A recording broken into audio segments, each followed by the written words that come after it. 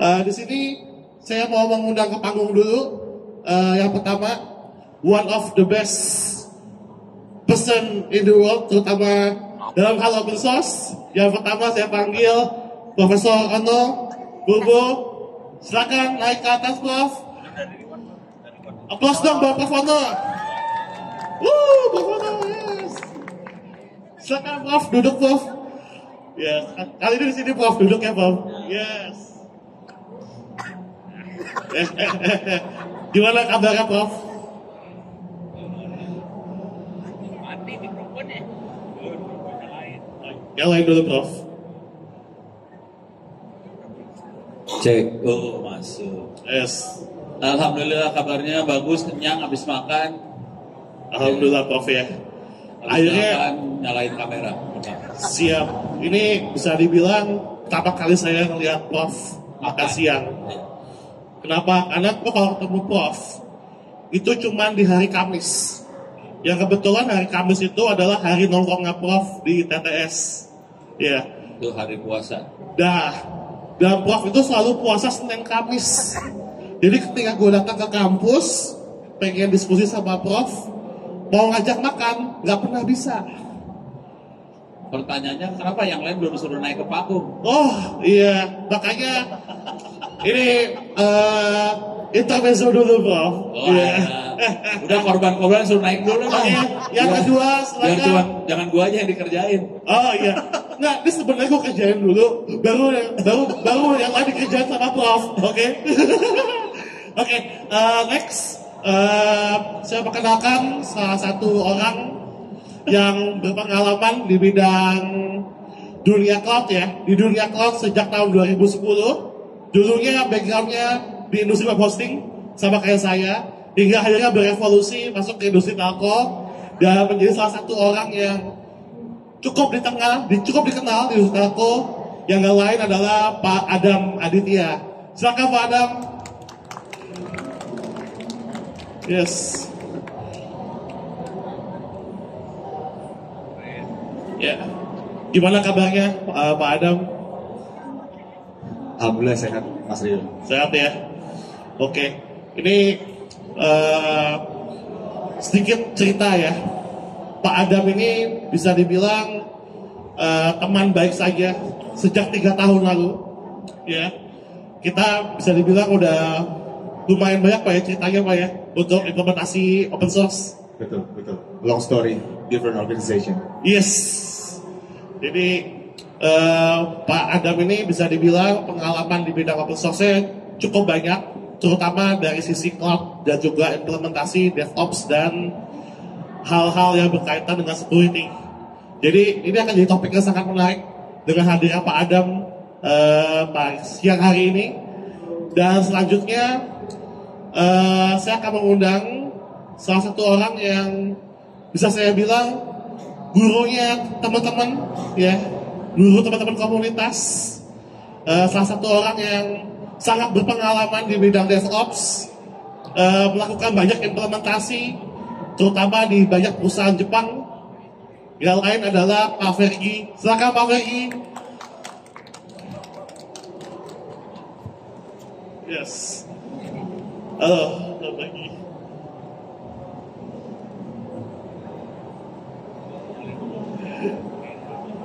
Oke, halo, Om Fergi. Nah, nyalain dulu.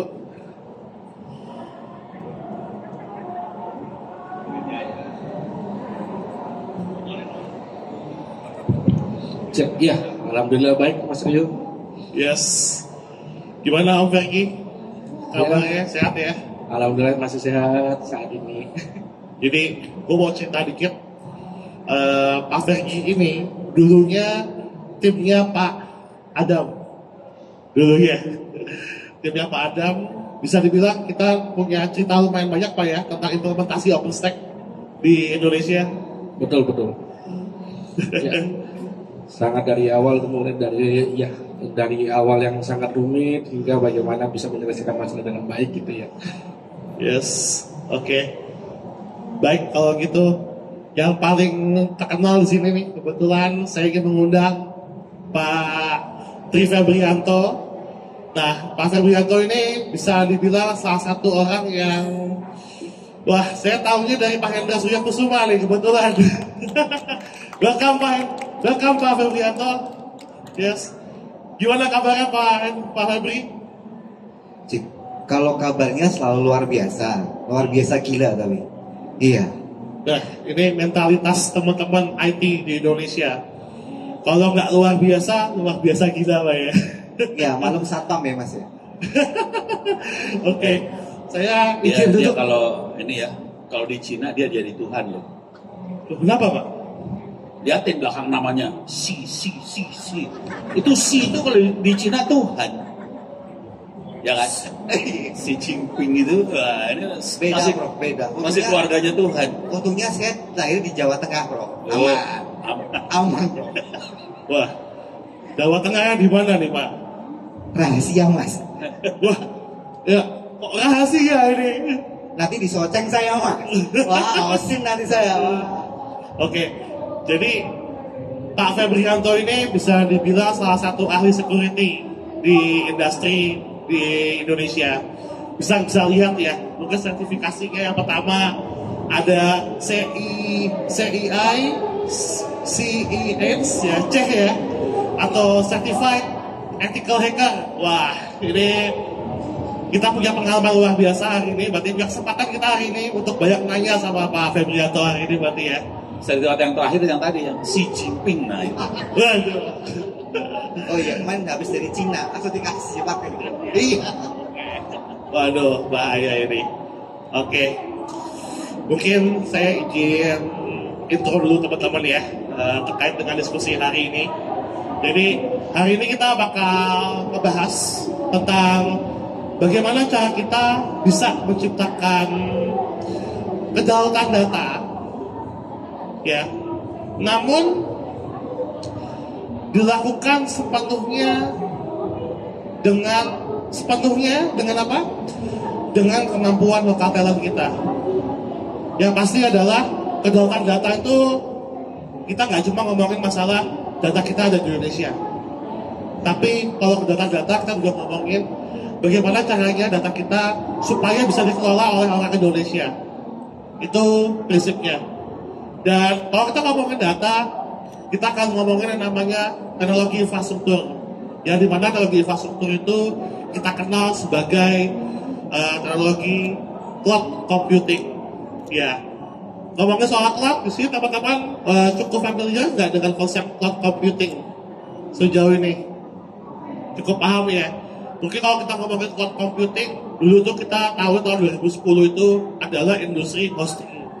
Ya, dimana para pelaku UMKM, pelaku bisnis pada masa itu kalau mau punya website itu harus diupload ke data center yang dikelola oleh perusahaan hosting. Betul ya.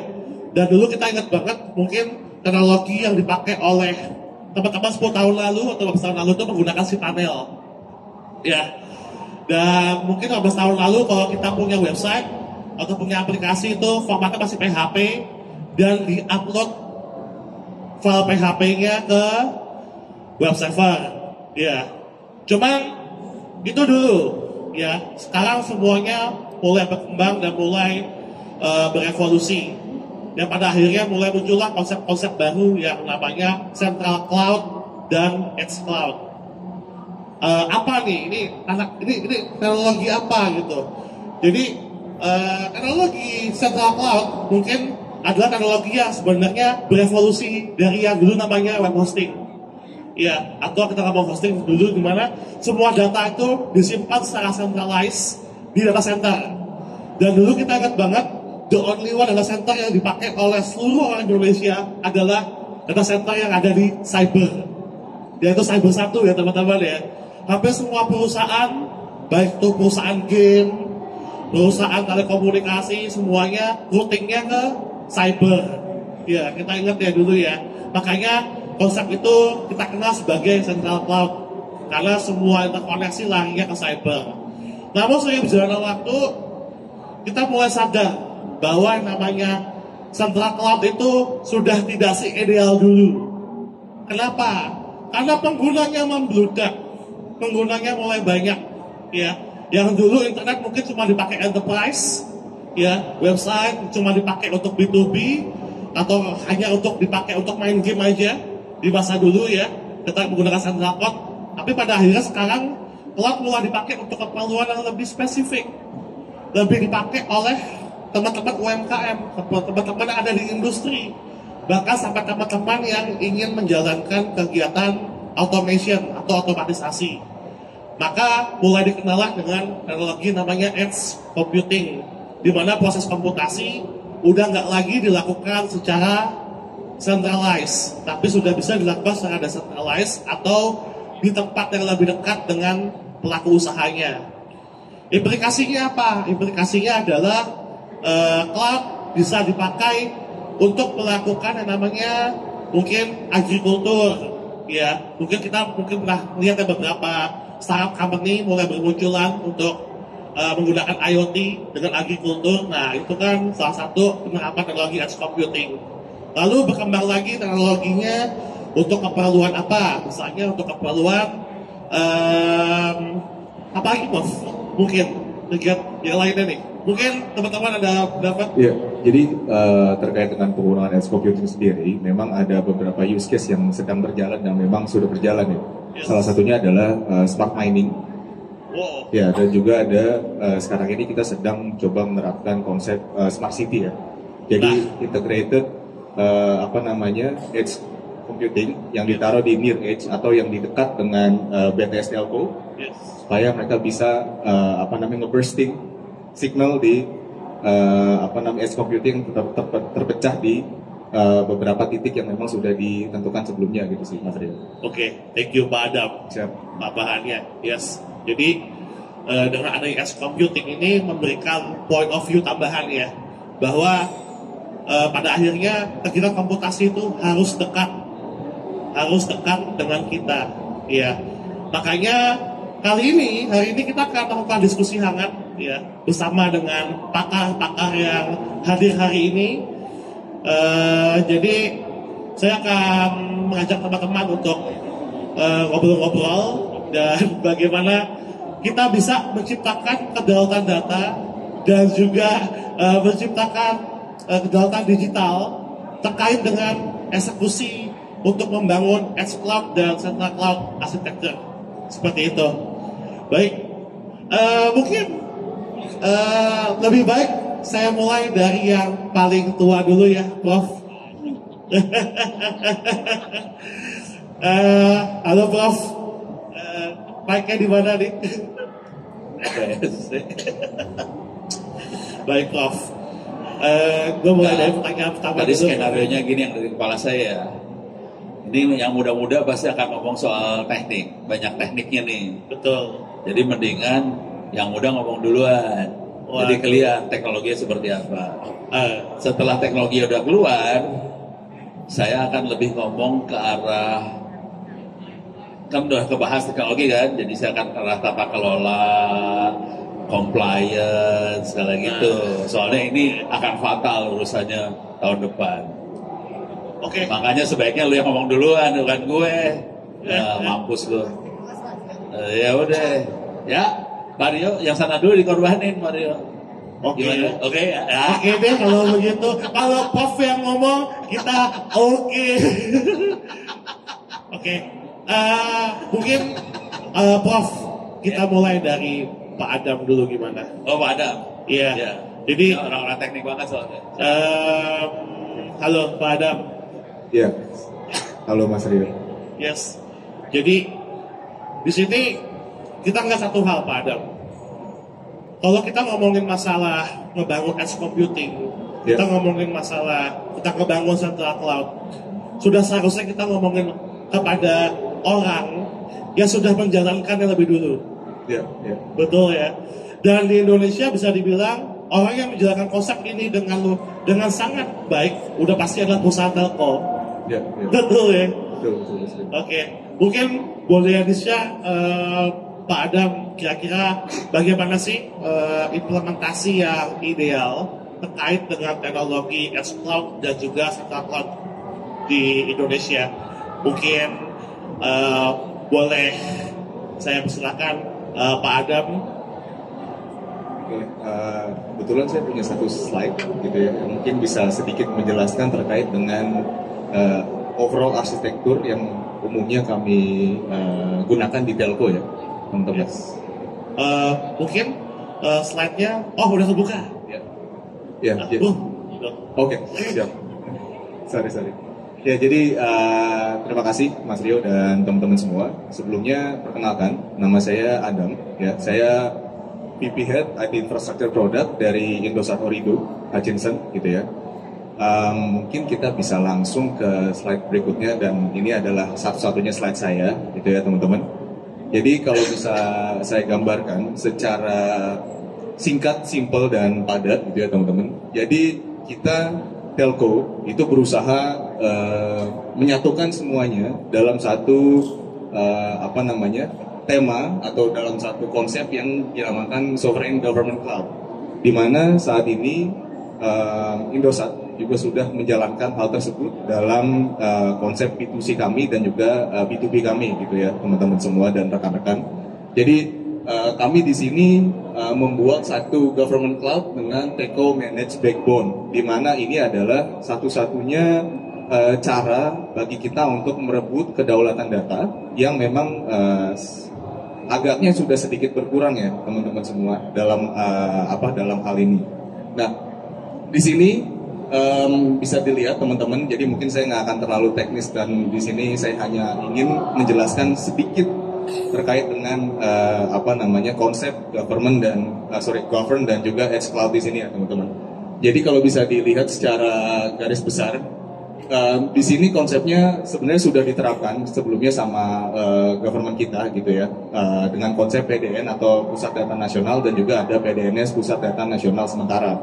Dan di sini konsepnya sebenarnya kita hanya meleverage dan juga memperluas konsep tersebut menjadi regional government cloud, di mana di sini nantinya, gitu ya, semua pusat data itu tidak hanya centralized ke dalam satu government cloud, tapi dia terpecah ke masing-masing regional atau daerah atau kota-kota yang memang butuh edge computing atau near edge cloud yang bisa langsung berhubungan dengan centralized government cloud di pusat, entah itu di Komdigi atau di kantor-kantor yang memang ditunjuk oleh pemerintah, kurang lebih seperti itu teman-teman. Nah, di sini memang secara garis besar telco perannya cukup vital karena kita punya beberapa jaringan dan juga network yang cukup luas. Kita ada ada DWDM, kita di sana ada 5G juga. Kalau misalkan kita berbicara soal rural area, gitu ya. Jadi rural area yang memang tidak tersentuh oleh optik dan juga mungkin oleh koaksial, kita bisa put 5G NR atau new radio di sana. Kurang lebih seperti itu teman-teman. Sebenarnya ini sudah kita coba terapkan juga di beberapa project yang memang sudah kita jalankan sebelumnya di beberapa telco juga ya, mungkin mirip-mirip ya. Jadi konsepnya adalah di mana kita membuat satu 5G connectivity di sana digabungkan dengan small edge compute untuk ngelempar analitik atau di upstream ke cloud yang ada di entah di pusat atau di public cloud ya gitu. Jadi memang konsepnya kurang lebih simplifying dari konsep yang sudah ada, kurang lebih seperti itu teman-teman. Nah, di sini kalau yang saya lihat sendiri memang ada 3 hal ya yang memang harus kita jalankan. Yang pertama adalah yang sudah pasti, gimana caranya government ini bisa mencentralize semua proses yang ada di edge cloud dan juga di central cloud mereka, yaitu dengan cara yang sudah pasti adalah orchestration dan juga governance platform. Di mana di sini kalau misalnya kita pahami bahwa ketika kita menggunakan satu teknologi, itu kemungkinan besar teknologi itu akan mempunyai adaptability yang bervariasi di masing-masing daerah. Contoh misal di central cloud ini, kita katakanlah pakai salah satu brand gitu ya, entah itu open source ataupun tidak. Nah, di edge cloud ini kita pakai solusi open source misalnya open. Nah, di situ memang kelihatannya kita agak sulit untuk menghubungkan satu dengan lainnya. Maka dari itu dibutuhkan orchestration dan juga governance platform untuk bisa memanage itu semua. Siapa yang manage? Udah pasti instansi terkait ya dari government ya. Di sini ada government entah bisa Komdigi, BSSN ataupun instansi-instansi terkait yang memang menjadi admin lah atau menjadi user yang memang mengatur ini semua dan juga disebarkan atau didistribute ke beberapa edge computing ini gitu teman-teman. Nah nanti telco di sini memberikan satu services dan juga mungkin bisa co-manage di sini ya, co-manage dan juga kita bisa bekerjasama dengan government untuk bisa memberikan service berupa connectivity yang pertama, yang kedua adalah menghubungkan link in between antara edge dengan centralized dengan memanfaatkan teknologi SD-WAN. Jadi kita berhubungan tidak hanya dari sisi edge dan juga dari sisi networking, kita berhubungan satu dengan lainnya dengan konsep yang sudah diterapkan sebelumnya yaitu mesh connectivity. Jadi di sini kita bicaranya cukup luas ya teman-teman. Jadi di mana telco perannya cukup krusial di sini dan memang sudah seharusnya seperti itu untuk saat ini karena telco itu menjadi backbone untuk cloud sovereignty yang ada saat ini, karena dia yang punya jaringan, dia juga yang punya roll out untuk connectivity, dia juga yang punya cabling dan juga punya izin untuk melakukan itu semua. Dan itu dibutuhkan untuk bisa menerapkan govern di sisi edge dan juga di central cloud itu sendiri, Mas Rio. Kalau lebih seperti itu. Wah, kira-kira Prof Ono ada pertanyaan Prof atau tanggapan terkait hal ini? Oke, jadi so far ini luar biasa nih Pak Adam untuk sharingnya. Dan satu sedikit tambahannya Mas Rio terkait dengan itu. Jadi yang kedua adalah mungkin dari interoperability ya. Jadi kalau kita bicara soal interoperability itu kita bicara soal standarisasi open standards dan juga beberapa open source yang kita terapkan di sana pun itu menjadi salah satu hal yang penting. Kenapa? Karena memang kita butuh satu standarisasi API yang nantinya bisa distribute ke masing-masing vendor. Kalau misalkan mereka mau contribute ke sana, kalau seperti itu. Dan yang kedua adalah konsep yang kami bawa adalah gimana caranya kita bisa bikin policy as a code. Yes. Policy as code dimana ketika dia mau menerapkan satu contoh, misal di Surabaya data IKTP misalnya gitu, gimana caranya supaya ketika dia nge-push datanya itu tidak keluar. Jadi dari pusat ini di-push secara mungkin low level code gitu ya, di-push secara konfigurasi ke bawah. Jadi nanti dia bisa distribute ke masing-masing exploit tanpa harus masuk ke masing-masing exploit tersebut. Gitu sih. Wah, oke, siap. Ini bisa sebenarnya di otakku udah banyak pertanyaan nih sebenarnya. Tapi daripada kita lempar pertanyaannya, kita simpan dulu pertanyaannya, ya. Biar kita berikan kesempatan untuk Om Fergie nih untuk bisa menjelaskan secara detail bagaimana selanjutnya. Oke. Sebelumnya thank you banget Pak Adam untuk sharingnya terkait dengan bagaimana kita membangun infrastruktur yang optimal dan juga sesuai dengan standar yang sudah berjalan selama ini ya Pak Adam ya. Dan kita bisa lihat tadi dengan sangat clear bagaimana sebuah perusahaan telco membangun sebuah sistem yang sangat secure dan juga memiliki kemampuan untuk berhubungan dengan berbagai macam platform ya, interoperability-nya. Dan tentunya ini membutuhkan orang yang luar biasa di baliknya. Bisa dibilang tim engineering ya Pak Adam ya. Dan kebetulan di sini kita kedatangan Pak Fergie yang bisa dibilang salah satu tim engineering yang mengerti nih kira-kira bagaimana untuk membangun sistem yang bisa saling terintegrasi. Halo Pak Fergie. Halo Mas Rio. Oke, jadi gimana Mas Fergie dengan melihat apa yang Om Adam share tadi, kira-kira aku langsung tanyakan dulu ya Mas Fergie ya untuk di awal ya. Kira-kira menurut Mas Fergie bagaimana teknologi ini bisa diimplementasikan oleh kita nih, orang-orang yang mungkin seperti mahasiswa ya, di depan kita ada mahasiswa dan juga ada profesional-profesional muda. Apakah hal ini memungkinkan untuk dilakukan nih, Mas Fergie? Oke, iya. Terima kasih Mas Lee. Mungkin sebelumnya perkenalkan dulu, nama saya Fergie Adiana. Saya di sini bekerja di perusahaan Jepang ya, swasta, mungkin lebih dikenal ke Fujitsu ya, seperti itu, dan sebagai service delivery manager dan technical operation expert gitu. Oke, untuk menjawab dari pertanyaan Mas Rio, sebenarnya dari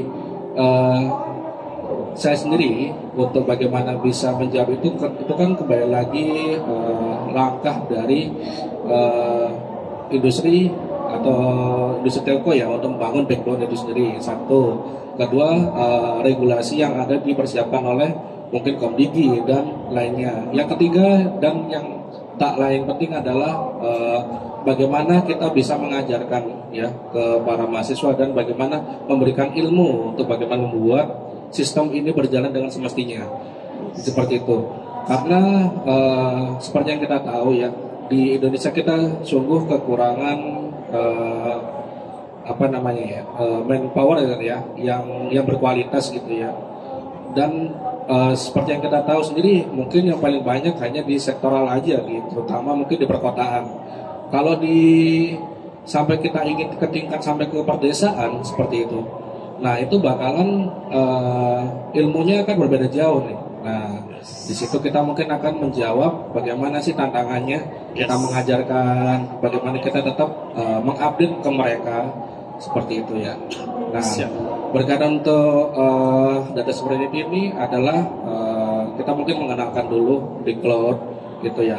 Bagaimana cara kita cloud ini bekerja dari sisi public ataupun private seperti yang mungkin sedang dipersiapkan oleh pemerintah ya gitu. Dan bagaimana kalau kita nge-backup ataupun kita lagi data ini berpindah ke public cloud, apakah nanti akan bermasalah gitu ya. Nah kenapa permasalahannya gitu. Nah ini kan kembali ke kepemilikan data itu sendiri. Itu sih. Siap Pak Adam, Pak Fergie. Oke, Pak Fergie, thank you ya untuk tanggapannya. Mungkin Pak Fergie bisa sharing nih ya, bagaimana sih implementasi yang paling realistis untuk teknologi edge cloud dan central cloud untuk di Indonesia. Berhubungan Mas Fergie kan udah punya banyak pengalaman ya dari sisi DevOps dan juga DevSecOps. Mungkin boleh sharing nih Mas Fergie. Ya, mungkin kita lihat dari diagram dulu ya. Ada presentasi saya sih bisa. Di next aja ini. Ya, di next. Oke, ya ini berdaulat dari saya. Next. Ya, di sini. Di sini adalah berkaitan dengan edge to central architecture cloud ya gitu ya. Mulai dari sebelah kanan ada central, ada region, ada far edge sampai near edge gitu ya. Nah, di sini bahkan sampai ke bagian ke BTS atau station gitu ya. Nah, ini ada ruang lingkupnya telco gitu. Kita berkaitan dengan edge ataupun ke central core itu adalah kembali ke backbone. Backbone-nya apa? Ya mungkin kita tersambung dengan kabel atau tersambung dengan sinyal gitu ya, BTS itu. Nah kembali lagi, seberapa cepat latensi, seberapa jauh ya gitu. Semakin jauh pasti latensi semakin tinggi gitu ya. Semakin dekat semakin cepat kita mengakses data, mengakses informasi kita, mendapatkan kecepatan data ya gitu ya. Nah untuk implementasinya dari saya ini cukup ngomong rumit itu tidak juga gitu ya, kembali lagi ke regulasi ya. Tapi kita melihat dari Ubuntu ini juga sebenarnya udah diterapkan ya di Eropa sama di Jepang salah satunya. Nah ini untuk kalau di Jepang untuk koneksi 6G dan untuk di Eropa itu sudah diterapkan di 5G. Dan kita nggak ngebahas ke sana dan kembali lagi ini kelebihan dan kekurangannya dari Edge Central Architecture ini, bagaimana kita bisa bersinergi dari regulasi pemerintah sampai ke telco dan bagaimana kita implement sebagai integration ya, itu membuat untuk itu terjadi gitu. Dan berkaitan untuk kesulitannya adalah itu adalah backbone. Kembali lagi ya, di sini tidak seluruh Indonesia itu kita terhubung. Contoh di daerah Maluku atau Papua itu hanya 60%. Itu pun masih ada tidak mendapatkan informasi. Bahkan di Jawa pun masih kurang dari 90%. Seperti itu ya. Nah, beda lagi jika semuanya informasi ini sampai ke perdesa-perdesaan. Jika kita akan bisa membuat edge to central core architecture yang saya tampilkan ini, itu akan menjadi kenyataan. Failover jika the central terjadi bermasalah, dia akan berpindah ke region. Ataupun dia sudah ada HA-nya di mana-mana gitu ya, dia udah jalan, maupun sampai jika database dia dicuri pun sistem ini akan berjalan secara seperti mungkin blockchain gitu ya. Jadi data itu tidak akan bisa diambil gitu ya.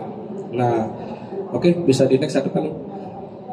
Nah, di sini penerapannya adalah kalau dari saya melihat pengembangan kedepannya itu menggunakan All-Photonic Network. Ya, seperti kita ketahui, kita di jalan menggunakan fiber ya. Nah, jika kita sudah menggunakan All-Photonic ini, kembali lagi ini teknologi yang baru. Ini adalah mungkin salah satu lampu punggungnya nanti untuk sebagai 5G Advance ataupun 6G yang dari hulu ke hilir itu menggunakan kecepatan setidaknya minimum 800 G sampai hingga kapasitas yang paling tinggi adalah 1,8 untuk saat ini teoritis. Dan itu sedang diuji oleh beberapa perusahaan gitu. Nah, ini adalah di beberapa perusahaan seperti di saya pengujian itu Ubuntu digunakan gitu ya, open source. Bahkan dari teknologi open untuk interkoneksi terminal ataupun hingga ke jaringan network itu pun bukan teropen ya, bukan proprietary lagi gitu ya. Jadi dia teropen. Dan mulai yang disukai dari Ubuntu ini ada supportnya ya kalau dari saya itu karena hingga 12 tahun dia mensupport dari sisi aplikasi, software hingga ke infra gitu.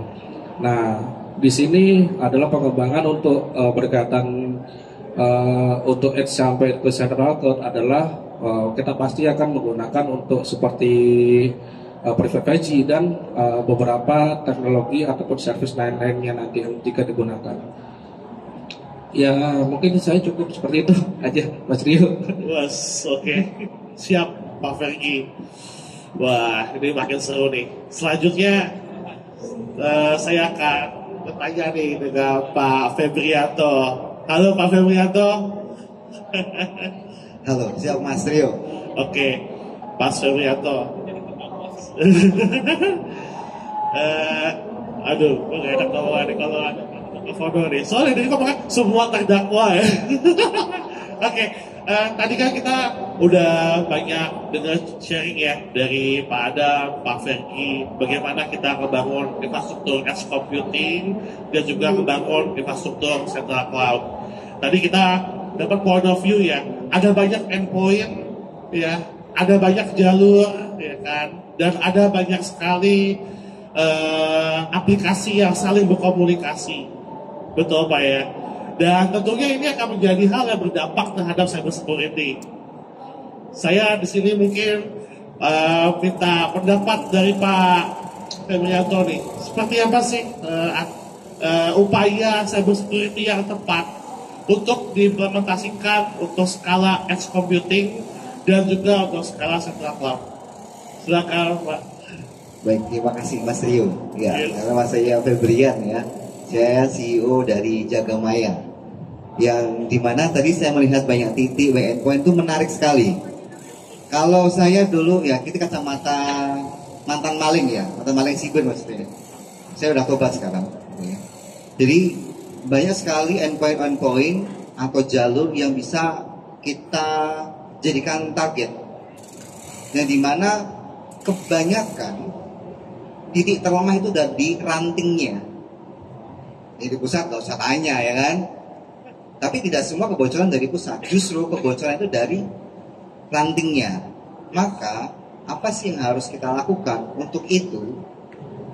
Ya dimana kalau kita bicara tentang threat itu tidak hanya dari eksternal, justru lebih mengerikan di insider threat ya, di internal. Yes.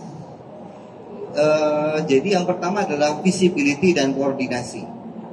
Jadi kalau kita bicara tentang visibility, untuk monitoring terpusat itu sudah tidak menjadi tidak prefer lagi ya, karena kan semua sudah ada ranting dan sebagainya ya. Sehingga untuk security operation center itu harus di level regional, jadi kecil-kecil. Namun secara koordinasi perlu ada yang namanya threat sharing. Tetap akan terpusat, tapi kita bicara tentang threat apa yang terjadi, gitu ya. Tidak hanya sektoral saja tidak, tapi memang harus ada threat sharing.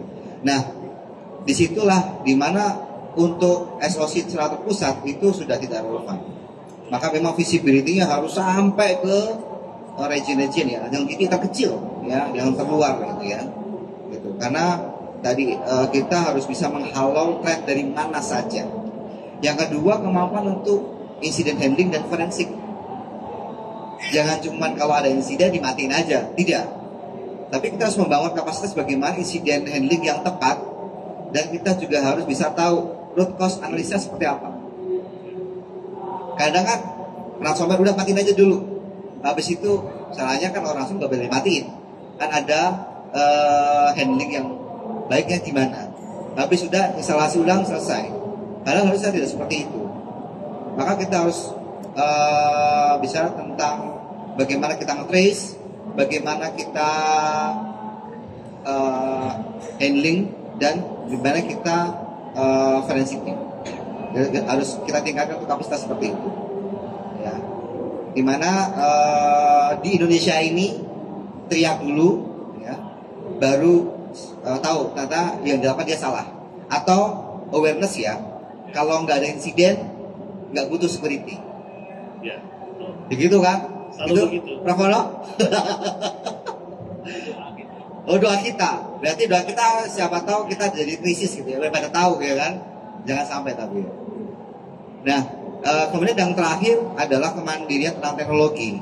Banyak sekali teknologi yang kalau kita bicara kedaulatan data, kalau kita masih demanding ya, atau tergantung sekali dengan teknologi luar, apa arti kedaulatan data atau kedaulatan siber Indonesia? Begitu ya, ya maklum. Kalau kita bicara tentang talent Indonesia, nggak kurang-kurang kok. Hacker juga kemarin Pak Purbaya udah pakai katanya gitu kan? Waduh. Iya kan? Nah, Ini Pak Pur di sini nggak ya? dan juga kalau kita bicara itu, maka kita bisa kok membuat teknologi sendiri, yang dimana di open source kan, dan kita gunakan. Betul. Gitu ya. Contohnya kalau bicara Ubuntu, saya udah pengguna Ubuntu di tahun 2005. Waduh. Sampai hari ini saya masih pakai Ubuntu karena tadi fleksibel dan juga supportnya tadi. Dan kalau dibicara tentang ofensif dan defensif, dan juga itu mampu kok untuk mengakomodir kebutuhan kita. Ya. Open source ya. Kedua, teknologi yang kita bangun banyak sekali. Ya, ciptaannya Om Ono kurang apa sih gitu ya, banyak ya Om. Waduh. Banyak nih beliau. Banyak. Beliau kan suhu ya kan. Betul. Nah, jadi sebenarnya tadi ketergantungan kita terhadap teknologi luar yang membuat kita tidak bisa berdaulat. Yes. Gitu. Persis. Nah, jadi ya sekali lagi apa yang saya lakukan itu satu, visibility yang terdistribusi tapi tetap akan terpusat untuk threat sharing. Betul. Kedua, kapasitas untuk insiden handling dan forensik digital. Yes. Dan ketiga adalah kemandirian teknologi. Yes. Terima kasih itu aja. Waduh, Pak Febrianto. Tepuk tangan dong, Pak Febrianto dong. Tepuk tangan. Gila. Memang kalau kita ngomongin masalah kedaulatan data, balik lagi teknologinya itu punya siapa? Ya. Jadi percuma kalau kita ngomongin masalah kedaulatan data, tapi security-nya masih pakai teknologi dari Israel ya. Ada yang tahu? Bercanda. Oke. spesial nih selanjutnya nih. Saya punya pertanyaan yang sudah saya simpan dalam hati saya buat Prof. Ono. Halo Prof. Gue bikin pertanyaan aja deh. Jadi Prof, opsinya mau gue tanya atau tanya mereka semua? Enggak, pertanyaan lu apa? Pertanyaan lu ya. Oke Prof. Ya pertanyaan gue simpel lah Prof. Kita kan di sini melihat kalau yang namanya teknologi itu sebetulnya yang open source sudah ada ya masuk ke Indonesia. Ya teknologi udah ada. Ya terus enterprise pun juga ada. Kebetulan kita dapat kedatangan Rupert di sini dari Canonical. Halo Rupert. Can you speak Indonesian? Of No? course, cannot. Should we speak in English or Indonesian? Indonesia. Yes. Oke. Ya, jadi bisa dibilang secara enterprise juga ada ya untuk open source ya. Dan masalah satu lagi nih Prof. Apa? Kira-kira gimana sih kita bisa menyiapkan orang-orangnya untuk Apa? bisa menyiapkan Oh, orang-orangnya? menyiapkan. Iya Prof. Karena tentu aja kita kalau pengen bikin edge computing dari Sabang sampai Merauke ya Prof ya, pasti kan pertanyaannya sama, orangnya dari mana sih? Gitu. Dan gimana kita bisa ngebangun orang-orang itu gak semua dari Jakarta. Ya. Kalau bisa orang-orang itu ya datangnya dari kota mereka sendiri, kontribusi buat kota yang mereka sendiri Betul. gitu. Ya. Jadi kalau bisa ya dibangun Pintar lagi. juga itu dia. Nah, kira-kira dari Prof sendiri nih, gimana pendapatnya Prof? Ya, mindsetnya dulu ya, cara berpikirnya. Kalau saya tujuan akhirnya adalah kedaulatan. Supaya kita bisa berdaulat, bisa mandiri, kita tidak dijajah. Itu yang pertama, poin yang paling mendasarnya itu. Di bawah itu nanti ada 3. Kalau orang teknologi tahu, jadi kalau kita sebagai orang teknologi tahu, ada people, proses, teknologi. Ada 3 makhluk ini yang harus diurus nih. Oke. People tadi urusan SDM supaya bisa menggelar ini semua. Teknologi nanti kita bahas teknologi ya. Tapi kira-kira cara berpikirnya kira-kira gini. Kalau kita pengen supaya bangsa ini bisa IT-nya digelar dengan mudah, ini ada orang Indosat soalnya, jadi gimana gue gitu ngomongnya? Netral ya. Ini kalau kita buka-bukaan kita bisa ngelihat di network performance, blank spotnya banyak nih. Tapi bukan salah Indosat, karena emang bangsa Indonesia nggak punya duit. Jadi kan Indosat kan cari cuan juga ya. Jadi mana mau dia pasang BTS di desa di sana yang nggak ada duitnya. Jadi sah dia sih sebetulnya. Konsekuensi dari situ, kita kondisi koneksinya yang bagus yang pasti di kota-kota besar. Kalau kita mau sampai daerah, kita bonyok. Konsekuensinya, pilihan teknologinya mau nggak mau lebih banyak kalau kita mau gelar satu republik, edge computing sih. Kalau yang central computing oke lah, data center pasti jalan. Mau pakai, berapa tadi kecepatan lu 1, sekian gigabps, itu oke lah. Tapi kalau kita udah mau direct sampai desa, mau nggak mau kita kalah edge computing.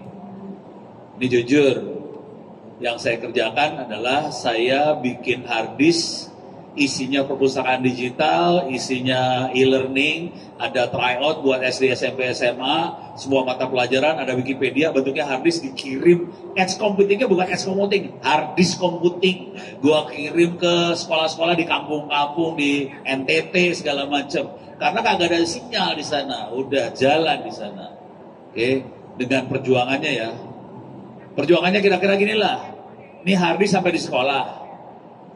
Terus dicolokin di komputer sekolah supaya jadi server. Difoto sama gurunya. Gurunya kirim mail ke saya. Pak Ono, Windows-nya mana ya? Ayo.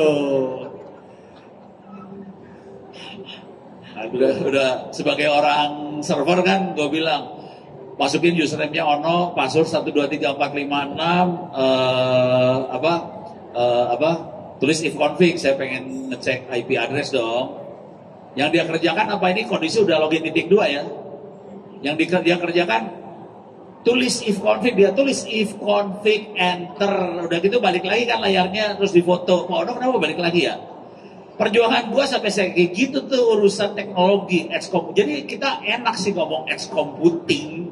Kenyataan hidupnya tidak seenak itu gitu, karena teknologi SDM-nya parah. Nah, ini saya ngomong sedikit aja, spill SDM dikit karena waktu kita juga sempit ya. Urusan SDM, saran saya, ini saya harus berterima kasih pada Ubuntu yang sudah bikin bootcamp di ITTS, keren banget. Mudah-mudahan nanti disusul sama Indosat, sama yang lain bikin bootcamp juga di ITTS. Tapi jangan di ITTS doang sih, seluruh kampus Indonesia. Kalau nggak kita lomba kurikulum lah. Ayo. Supaya edge computing, apapun computing ini, yang pakai open source masuk ke dalam kurikulum supaya kita kuat dari sisi orang. Setuju, Prof. Ya,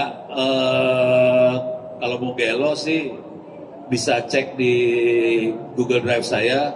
Saya nulis, nggak tahu udah berapa buku sih, udah ada puluhan buku di situ. Satu buku buat tulisnya sehari 150 halaman. Jadi ya gua kasih free aja. Nah itu kita bisa kayak gitu.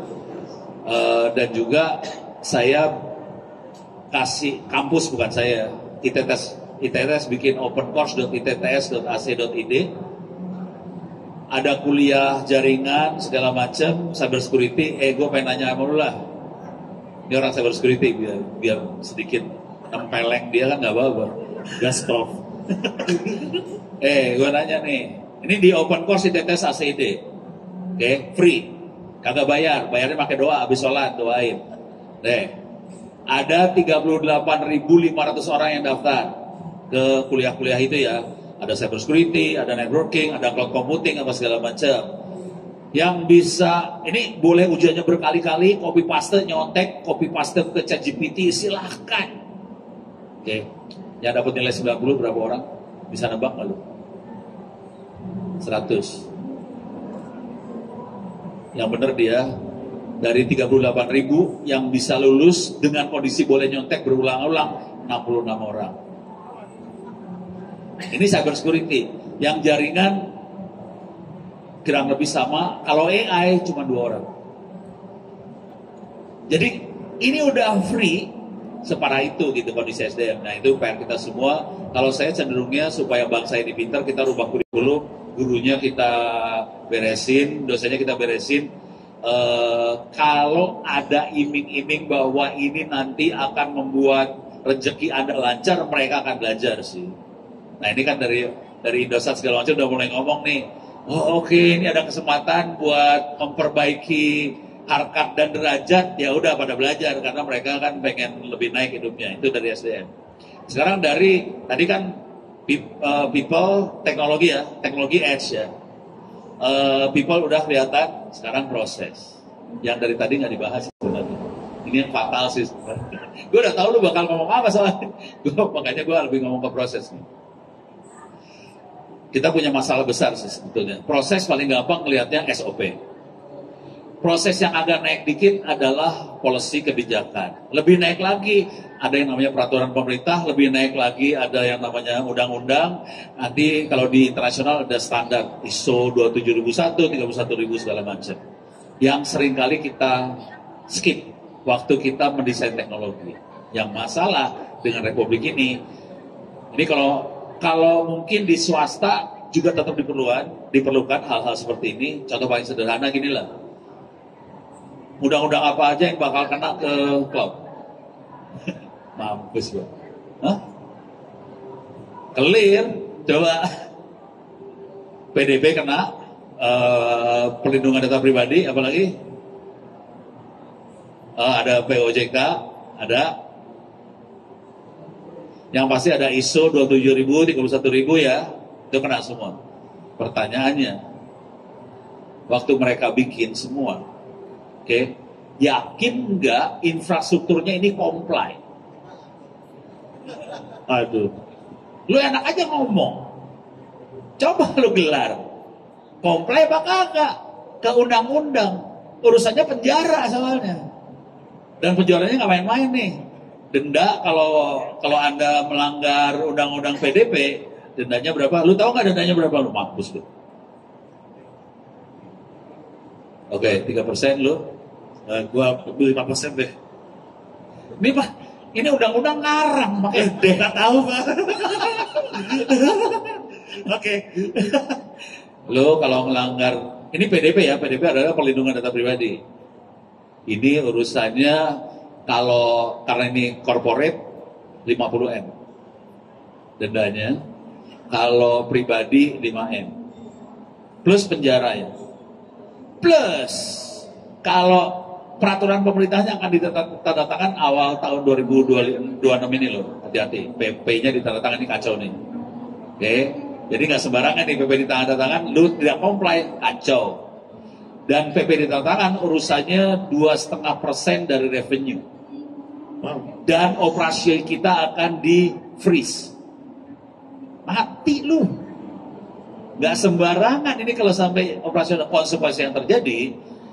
Kita harus bikin framework supaya semua yang menggelar infrastruktur bisa kita audit otomatis kalau bisa. Jadi harus ada teman-teman yang bikin audit otomatis, bisa bikin ranking, dia keluarin, tapi ada sih.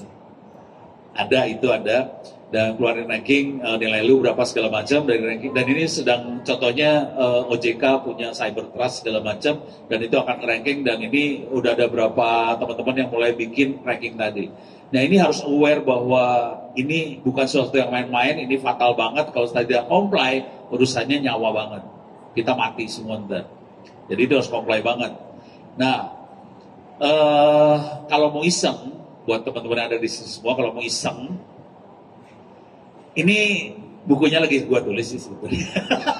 Mudah-mudahan dalam 1-2 hari ini selesai. Tuan gua kepaksa nggak nyelesain gara-gara gua ada di bangunan ini. Harus ngadepin lu pade. Nambah pahala, Prof. Apa? Nambah pahala. Ya gua pahala tante lebih menarik sih.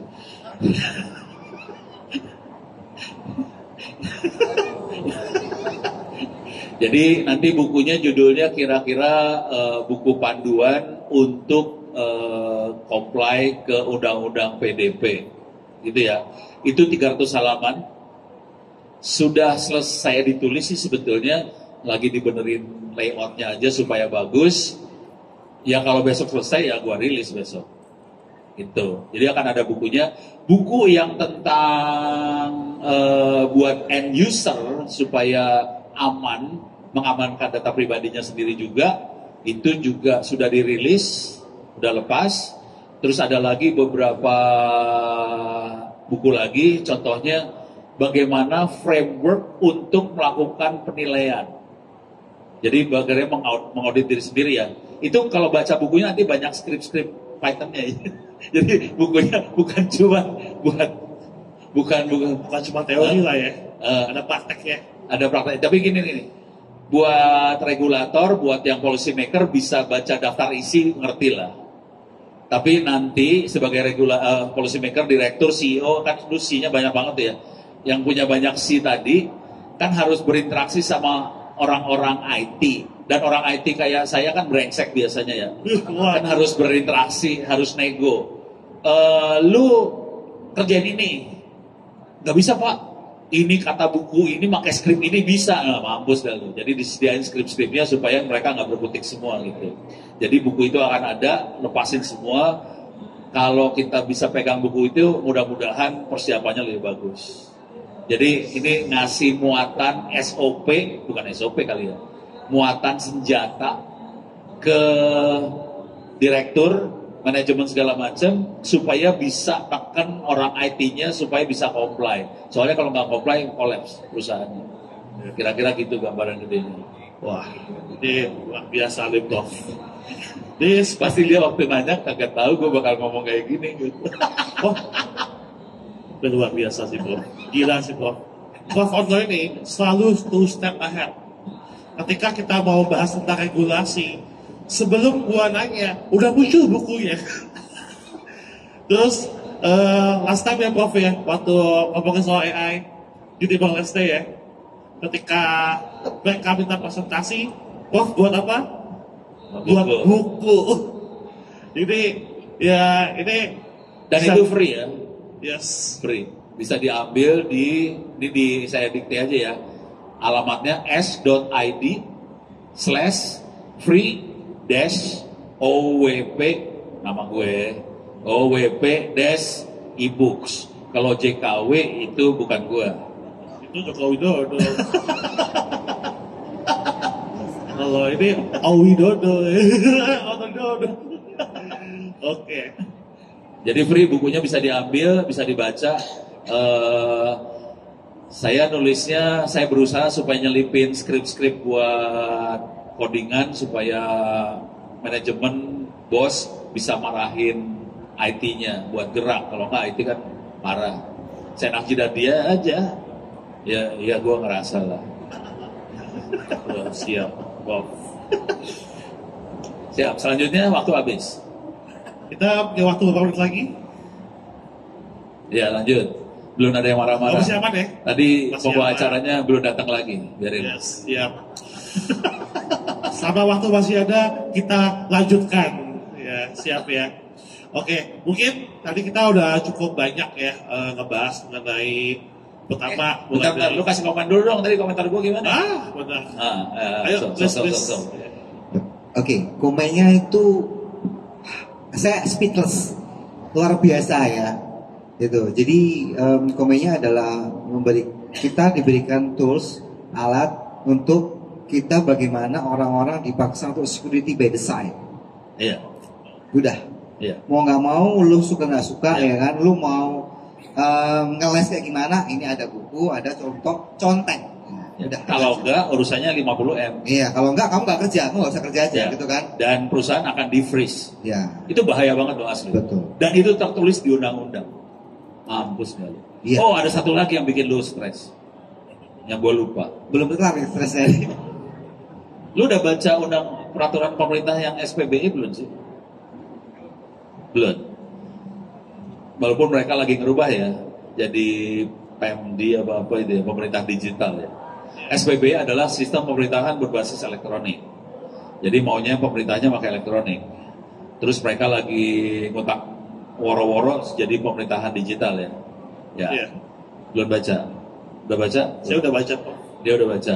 Ini orang baik-baik semua deh. Waduh. Gak baca kayak gituan. Mendingan gak baca deh. Tapi kalau nggak dibaca, nggak bisa jualan mereka, Prof. Nah ya itu jadi masalah.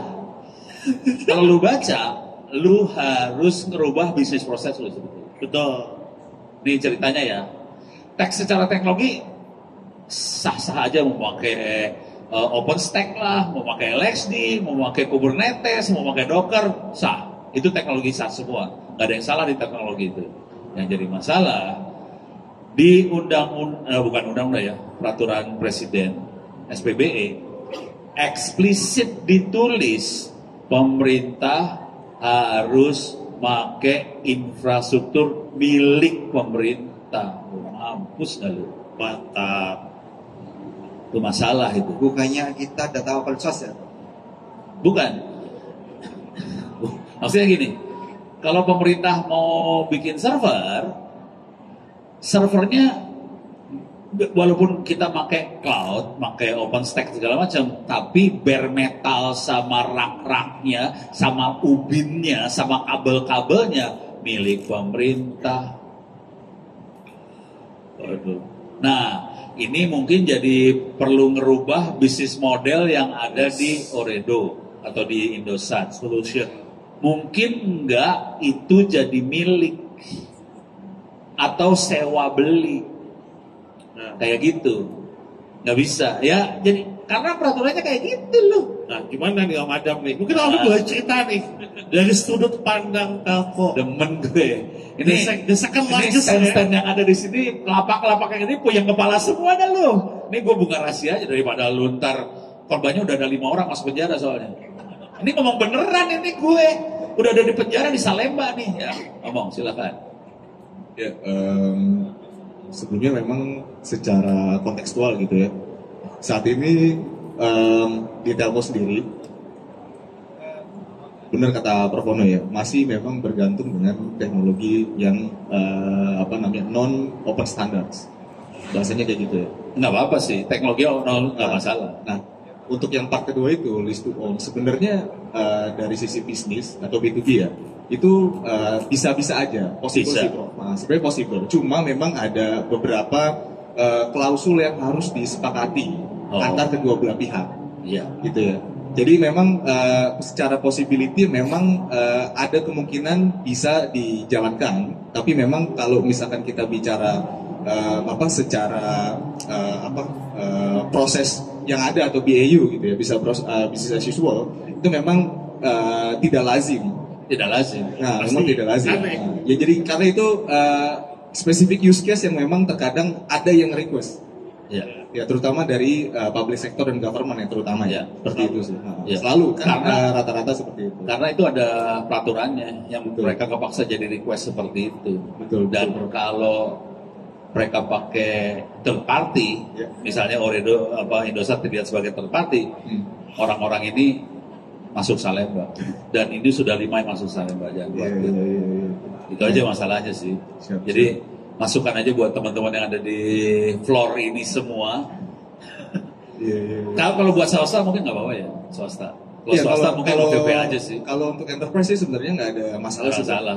Cuma Karena pemerintah ada kata-kata milik pemerintahnya nah, itu. dan miliknya itu sih sebenarnya Iya. yang akhirnya membuat itu menjadi use case yang khusus ya, special use case. Jadi Dari sisi security kira-kira gini, kenapa mereka harus milik? Karena mereka akan hosting data pribadi publik bangsa Indonesia, KTP apa segala macam. Ya. Agak susah dia untuk mendelegasikan itu ke operator. Jadi dia pengen punya milik dan mereka pengen handle itu semua sendiri datanya. Karena masalah kedaulatan datanya itu sih. Jadi mereka itu berusaha untuk sebagaimana caranya nge-login semua data agar tidak Iya. benar-benar keluar Iya. dari jalur atau mungkin Iya. dari ini ya. Makanya nggak mungkin sampai ke Amerika diambil Trump itu nggak mungkin banget. Iya, iya, iya. Terus ada bocoran satu lagi, boleh gue buka di sini nggak sih?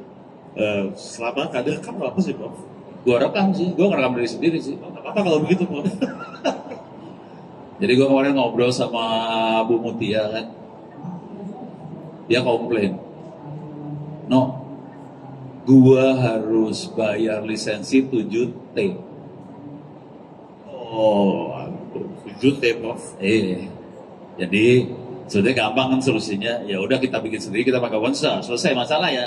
Itu aja sih sebetulnya. Jadi pemerintah punya masalah juga dari sisi lisensi.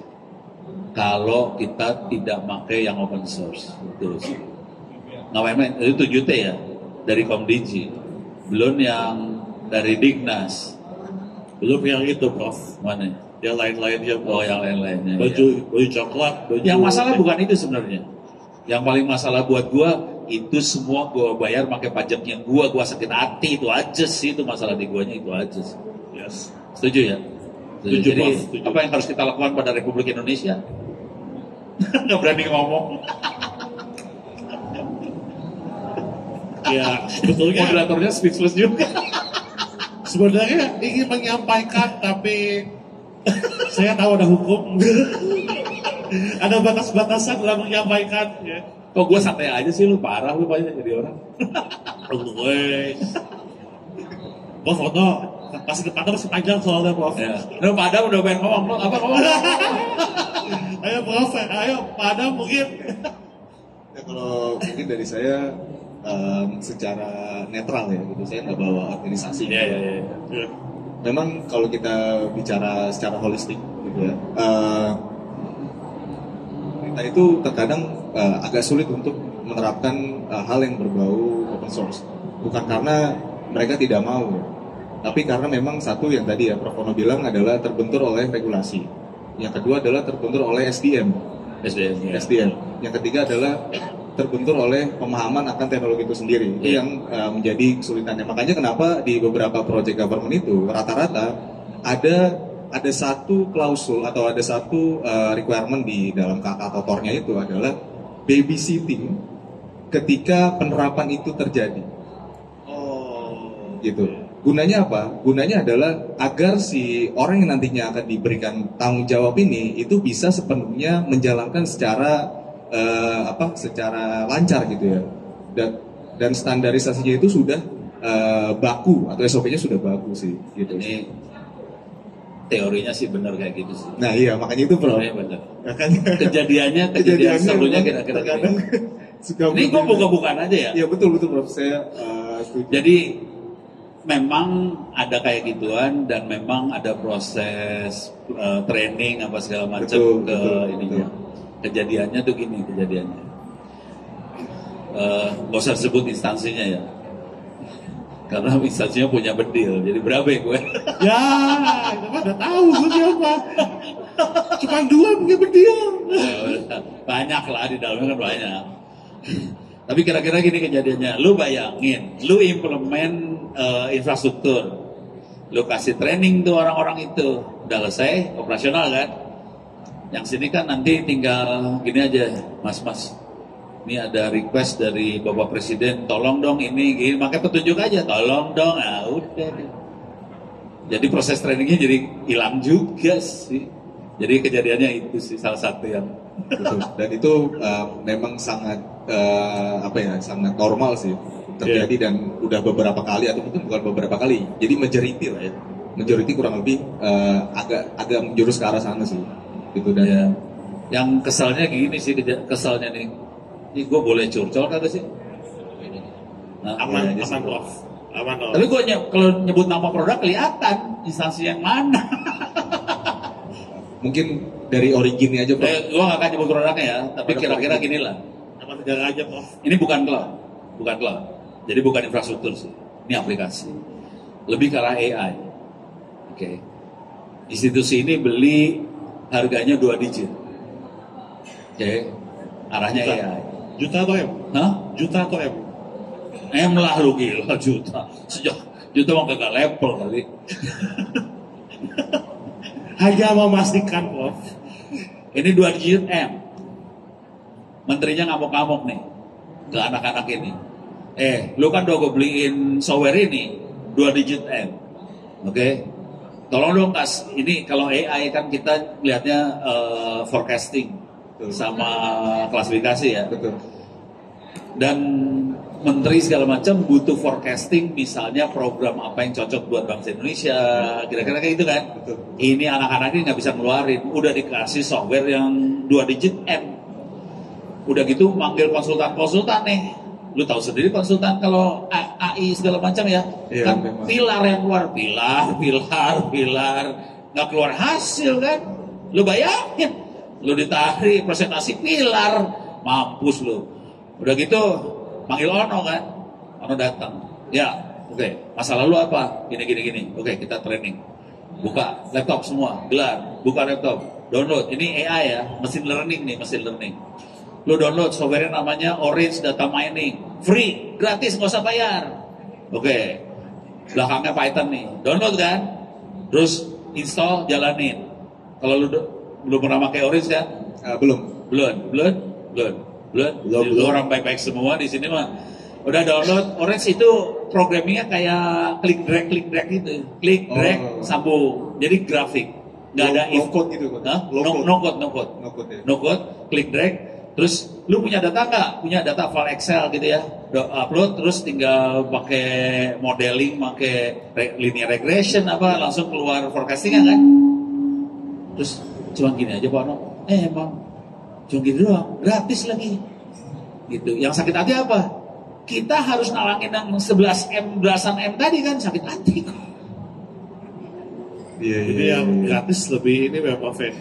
Lebih membantu ya. Jadi sebetulnya. intinya sih kalau lu kagak ngerti itu bikin masalah. Betul. Karena akhirnya beban biayanya kita yang nanggung. Kita yang nanggung kan? Betul. Emang lu belasan itu dua digit M itu supaya yang bayar. Bangsa Indonesia rakyat pakai duit pajak. Ini sorry aja gua ngomongnya rada keras ya. Aplikasi sebelumnya kepake Prof. Dibuang kayaknya. Dan Oh, itu baik. banyak banget. Jangan khawatir banyak banget kayak gitu. Jadi yang gratis malah bisa ya Prof. Jangan khawatir gua ngomong kayak gini udah ditegur gua. No, kalau ngomong lu jangan terlalu vokal dong, udah ditegur gua. Jangan khawatir gua ditegur. Tapi emang bener sih Prof, banyak banget case. Gua harapan lu pada berani, lu masih muda. Kalau gua udah tua tinggal mati doang gua. Tapi ngomongnya Prof, gila nih. Hah? Banyak banget orang bangun aplikasi Prof ya. Itu nggak dipakai. Ya kita bangun aplikasi, ada beberapa instansi buat aplikasi nggak dipakai. Akhirnya balik ke aplikasi gratisan. Balik ke aplikasi. Kita lagi ngomongin S-commuting nih sekarang. Oh iya Ya benar-benar. lu ada komentar apa lu? Oke. Ini kok gua jadi moderator yang ngomong? Boleh ngomong. Sedikit komen aja. Berarti sebenarnya itu teknologi secanggih apapun kalau orangnya on tetap on aja ya. Iya. Yang pertama. Iya. Kedua adalah ketika orangnya on kemudian memutuskan, Wah, korbannya banyak. korbannya kita Nah, banyak. padahal Dan sebenarnya itu duit lu. Lo iya, betul. Iya. Kita bayar pajak loh. Kita bayar pajak. Bayar pajak perorangan dan company ya kan, Iya. double ya kan. Iya. Double company pun ada pajak-pajaknya lagi gitu. Iya. Nah, makanya sebenarnya kan yang dibutuhkan Indonesia dibikin pinter orangnya. Habis itu dikasih duit untuk bikin produknya. Betul. Ya. Bener kan? Iya. Tadi lisensi 2, itu baru satu instansi. Saya pernah beberapa instansi lisensi cyber security ya saya bilang ya. Itu 1 bulan aja udah satu digit M lah. Dikalikan saja itu satu tools. Belum yang lain. Iya. Itu duit semua kan? Itu duit semua. Kalau Iya. dikasih ke rakyat, ke teman-teman para researcher Iya. ya. Kita jadi gendut semua deh. Udah nggak gendut ya. Udah santai. Padahal kalau kita bicara tentang komunitas, gak cuma Ubuntu, tapi beberapa komunitas teman-teman cyber security, komunitas hacker itu masih ada banyak merah putih. Iya. Yang dimana terusnya tuh, silahkan pakai. Itu kalau di enhance, pakai AI lagi, Tambah. tambah machine learning lagi, Keren. deep learning lagi, itu jadi sebenarnya. Jadi, Ya kan? Singapura tenggelam, Malaysia tenggelam, Makanya kenapa? Taiwan nggak ada di sebelah situ soalnya. Makanya kenapa sebenarnya Indonesia itu memang kalau menurut saya itu disuruh jangan jadi inovator, Jadi apa? jadi operator, Apa? operator aja, ikut aja, main aja. Kita nggak boleh jadi inovator. Oh, itu yang kondisi hari ini. Kondisi hari ini. Iya. Makanya kalau kemarin saya bicara tentang SDM, saya kemarin berhasil membuat kurikulum cyber security di ranah SMK. Baru satu SMK yang dimana kualnya red team, blue team, SOC. Dan di situ juga kami merancang Itu satu SMK. satu SMK. Lo harus berpikir supaya satu republik. Sudah saya towel kemarin yang pas peresmian itu ada direktur SMK, ada Komdigi, ada Mabes. Kagak jalan. Ya paling nggak kan saya kasih tahu, Pak ini bisa, kenapa yang lain Ini nggak yang gue mau?" kerjain tau nggak? Gue bikin buku AI, SD, SMP, SMA, SMK. Gue taruh aja di Google Drive. Ini download. 4 juta yang download hari ini. Terus Kita harus merubah republik, men. Lu kalau berusaha meyakinkan pimpinan, ya gitu modelnya jadinya, lemon. Mendingan kita dari rakyatnya langsung. Oke, kalau gitu berarti kita sebenarnya kalau kita bicara komando cadangan cyber itu kita sudah bikin seperti itu ya. Ya udah. Udah ya, Prof? Mari kita ajar, boleh. Yuk, mari dukung aja. Enggak, tapi teman-teman ya. gini. Kalau gue usul gini deh. Kita bikin SDM semaksimal mungkin. Udah gitu cari kerjaan ke Singapura, Malaysia, dapat dolar, men. waduh. Itu aja. Pasti semua anak-anak mau belajar. Taruhan gue. Sedang kita rancang itu, Pak. Ya. Betul, Pak. Terus kerjasama sama Redo dikirim ke Arab tuh sekalian. Qatar ya, Qatar tuh, woi. Prof, jangan lupa Fujitsu, Minyak Prof. di sana. Di Jepang, Prof. Tuh Fuji tuh Jepang, woi. Ya kalau kemarin ngobrol sama beberapa profesor ya, pas ngobrol masa RUU KKS, ya, itu gapnya cyber security itu talentnya 8 juta butuhnya, 8 juta. Jadi sebenarnya bisa ya Pak ya kalau kita membangun SDM sendiri ya Pak. Ya tugas kita lah. Berapapun SDM-nya pasti kepake, tenang aja. Nih kampus gue. Yes. Ya. Bapak kampus saya SMK aja Pak. Ini kampus saya nih ya, kampus saya. Tapi Prof, ya balik sedikit ke topik nih kita Prof ya. Oh iya, oke. Balik ke topik. Tapi emang ngomongin soal cyber security, gue setuju banget ya sebenarnya. Kenapa? Karena kalau kita ngomongin tentang edge cloud dan central cloud, kita pasti ngomongin yang namanya teknologi cloud yang bisa dipakai di seluruh area Indonesia, ya dari Sabang sampai Merauke. Tentunya dengan kita implementasi teknologi seperti itu, ujungnya adalah kita juga butuh orang yang bisa menjaga dan juga bisa mengamankan. Jadi nggak cuma 8 juta aja menurut saya, pasti lebih besar daripada itu. Cuma balik lagi ya Prof ya, gimana kita bisa meyakinkan pemerintah supaya bisa membuat atau mengintegrasikan kurikulumnya sesuai dengan kebutuhan industri. Dan balik lagi ya, Prof Oto di sini kita bareng dengan ITTS ya, kita juga membangun kurikulum terkait dengan cloud bareng-bareng, dan juga ITTS juga lumayan banyak ya Prof ya, ngebuat kurikulum terkait dengan AI dan juga terkait dengan security dan lain-lainnya. Oke. Teman-teman semuanya mungkin saya mau tanya teman-teman audiens semua nih, kira-kira ada yang punya pertanyaan buat para panelis kita hari ini? Ada satu dua. Oke. Dari orang Australia nih. Waduh, oke. Silakan Pak, kalau begitu. Mungkin boleh perkenalan diri dulu Pak ya. Dari orang Australia. Siap. Ya, Perkenalan diri. sore semuanya, nama saya Niki. Saya sebenarnya udah lama kerja di luar, jadi mungkin perspektif saya sedikit beda ya dengan yang barusan diobrolin. Oh, keren. Nah, yang bikin saya memicu ketertarikan saya adalah kenapa gerakan di Indonesia itu selalu open source. Apakah itu berupa keterbatasan dana? Kenapa tidak mengimplementasi commercial off the shelf? Satu. Tidak apa? Mengimplementasi commercial off the shelf software. Jadi software the shelf. yang sudah enterprise, itu satu. Yang kedua, saya herannya kenapa dari pemerintah itu tidak ditaruh orang-orang yang mumpuni yang bisa mengambil kebijakan. Jadi itu bisa turun ke bawah dan problem ini mungkin tidak ada. Itu yang jadi pertanyaan saya yang menggelitik sih. Bagian lu jawab itu mah. Prof Ono lah. Dia yang jawab dia. Prof lah. Oke. Berani nggak lu jawab? Ayo. Lu jawab, lu pada yang pertanyaannya jawab. buat ke siapa? Panel, silakan. Everyone battle ya. Oke. Prof. Mungkin Nggak, dia dulu. oke. Siap. Pak Febri, monggo. Oke. Kenapa open source? Kenapa tidak off the shelf tadi ya, komersial off the shelf? Ya sebenarnya gini, produk kenapa open source saat ini di cyber security ya. Saya dari cyber security dari tahun 2005. Sampai hari ini tuh kita tidak diberi kesempatan dan diberi dana untuk membuat produk yang bisa dijual. Cyber security. Cyber security loh ya. Ada produk kadang dibanding-bandingin sama yang tadi Rusia lah atau sampai. Padahal tadi kita bisa dijual sih. Bisa dijual. Tapi captive market di Kemhan. Nah, tapi nembusnya setengah mati. berapa layar Prof kan gitu. Tapi begitu. Jadi kalau kami memang kalau dari sisi teman-teman ya, di sisi saya sendiri ya, melihatnya adalah kita tidak diberi kesempatan untuk tadi jualan Pak. Padahal kalau untuk bicara tentang masalah teknologi nggak kalah. Apalagi kalau saya bilang, karena saya mantan malware cyber ya, saya punya teman yang bisa membuat malware, dan malware itu persisten. Mau diapa-apain kalau nggak diganti device-nya, dia tidak akan yang namanya hilang. Iya. Persisten. Nah sebenarnya kan itu kan bisa dipakai untuk kita pertahanan, karena pertahanan ada dua, ofensif dan defensif, gitu ya. Itu dari satu, belum yang lain. Yang sekarang defend udah banyak. SOC tools, SOC monitoring, kita bisa pakai, bisa bikin bisa, gitu Pak.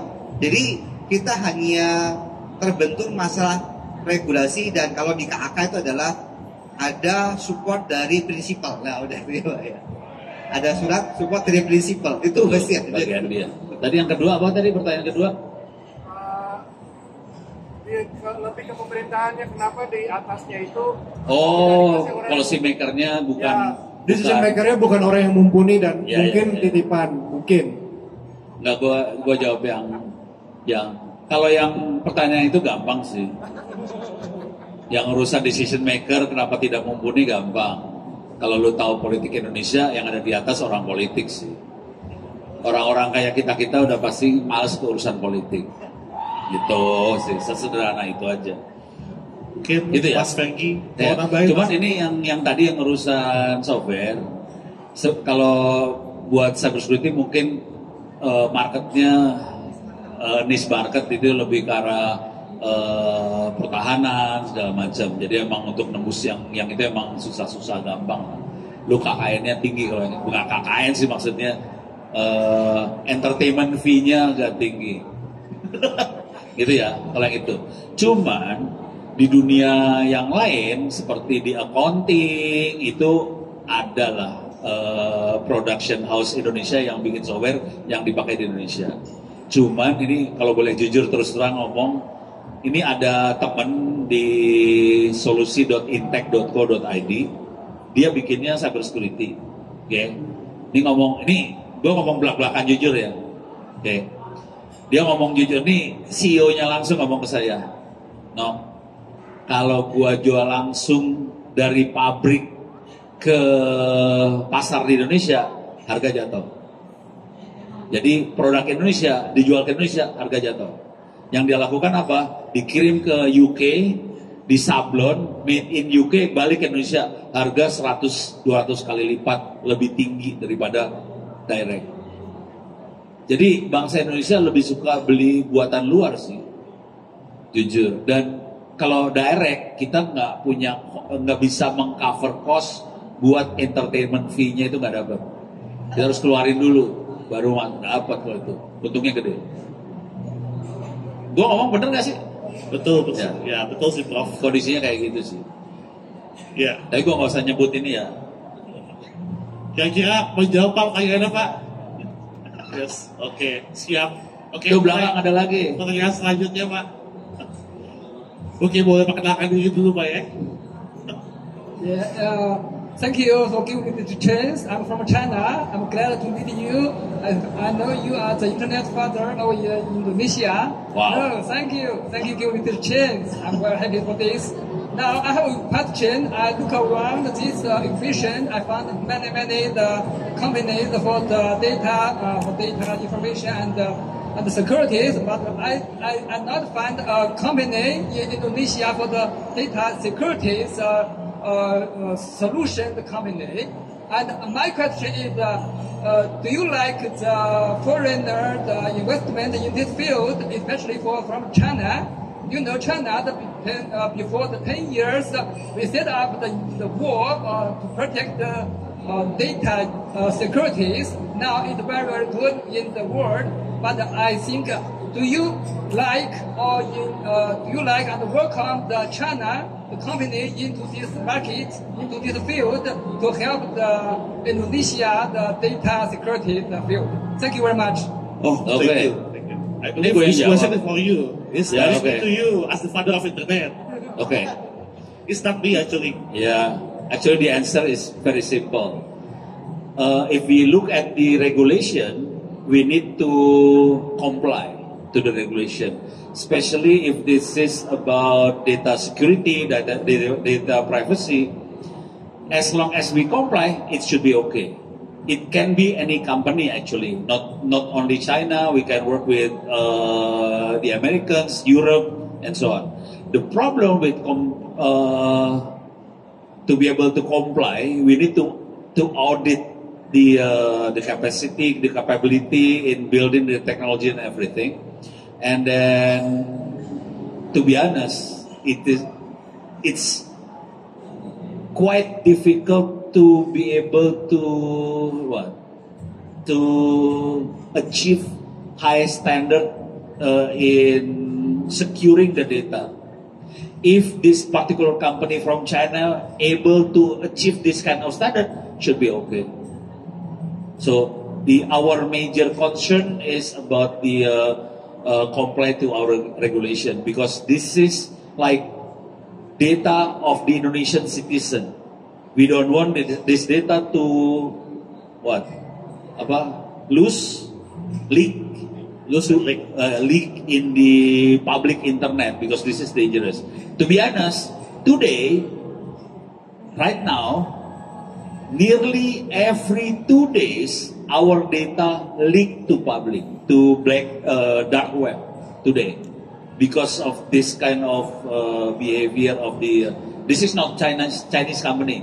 This is the Indonesian government even. So we are in bad shape right now. So we need to increase the Indonesian company, Indonesian government capacity to be able to protect our data. So Thank you. We hope we can collaborate, and we hope we can transfer both knowledge to countries. It should be okay. Sorry, this is China mainland or China Taiwan? Is it? Are you from? Oh, mainland. Okay, fine, no problem. Yes. Both actually okay for us. Yes. Yeah. Anyway, maybe in addition, we are really open to share the knowledge because you know that Indonesia is a developing country, right? And we are really keen to build a relationship in terms of technology. Of course, how we can, if we can learn something new and something better, so why not? Yeah, that's the point of view for me. Maybe in addition, Adam, do you have any feedback about the questions to give the overview, Adam? Yeah, so just leave it to go the feedback from you. Yeah. So currently Indonesia, doesn't have the technology that really covered the specifically for the data security.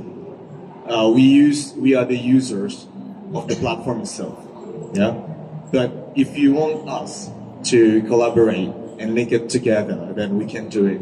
I mean, we're really trying to be crawling at the first. Yeah, we're really trying to got the technology, got the knowledge about how to secure it, the data itself, and we built ourselves the platform that can be distributed across government, and also it also can be matched with our team right now, which is the Edge Cloud, which is really related to your team that our questions for the data security. Yeah.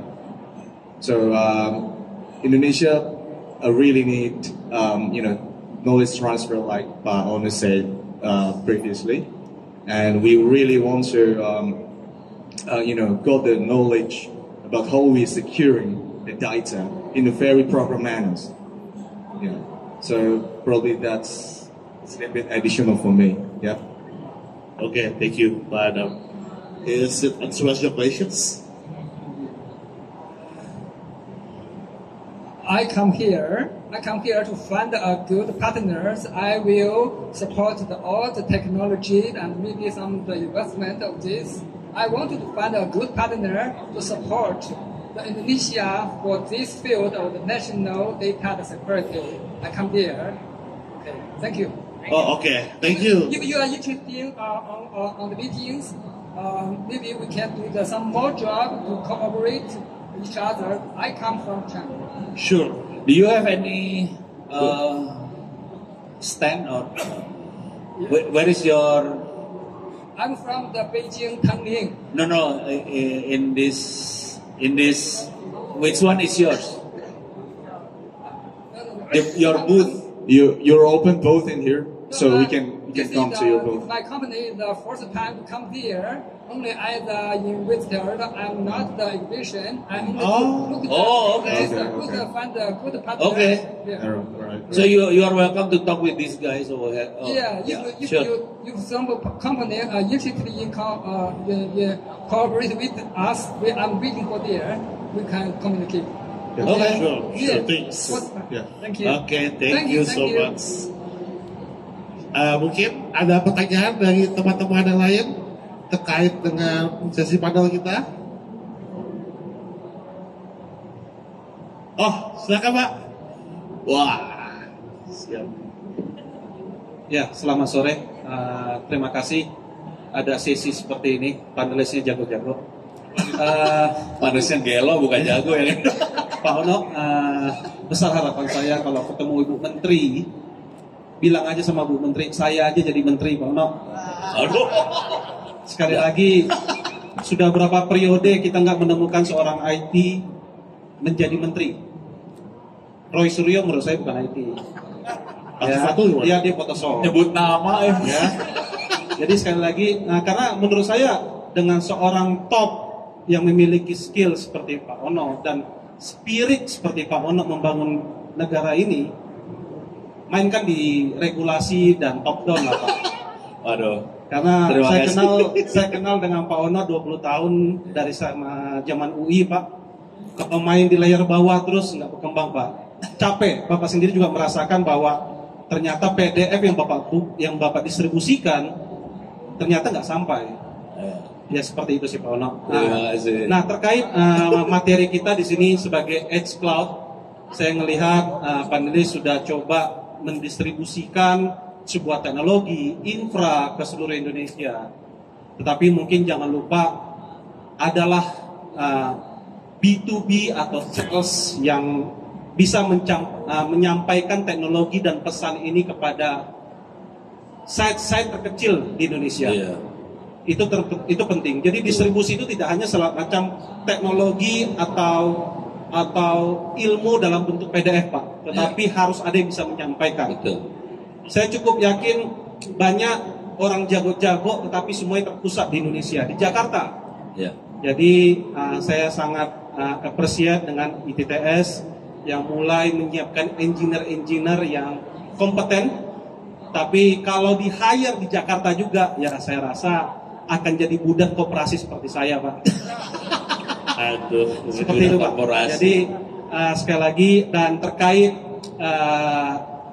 peluang open source, ya harapan saya jadikan ini sebuah brand yang kuat, Pak. Keren. Jangan hanya brand yang hadir di saat VMware mahal. Jangan. Setuju. Jadikan brand yang kuat sehingga nanti di saat kita jual ke perusahaan-perusahaan besar, ya kita tidak meragukan capability-nya, kita tidak meragukan produknya. Sudah kuat. Wajarlah kita melihat barang-barang Rusia, barang-barang US, mereka sudah kuat. At least kita bisa menyampaikan, ini tanggung jawab Anda ya, kalau saya dijebol, seperti itu Pak. Jadi itu yang saya lihat, karena lingkungan saya ada lingkungan sales, saya yang menjual sebuah solusi korporasi itu yang biasanya mereka tanyakan. Iya, Jadi terima kasih. itu harapan saya. Sekali lagi saya membutuhkan orang-orang panelis ini yang lebih berkibar sampai se-Indonesia di ujung-ujungnya. Tidak hanya di event ini, tidak hanya di Jakarta. Terima kasih. Terima kasih. Keren. Wah, Itu tantangan buat kita semua sih supaya ini nyampe di ujung. Yang ada di kepala gue sih, gue akan nge-tap sekolah-sekolah karena kuncinya ada di sekolah sih sebetulnya. Tapi jujur ya, kalau mau masuk sekolah, saya perang sama Dignas sih sebetulnya. Jadi kalau mau jujur, sekolah hanya nurut ke Dignas.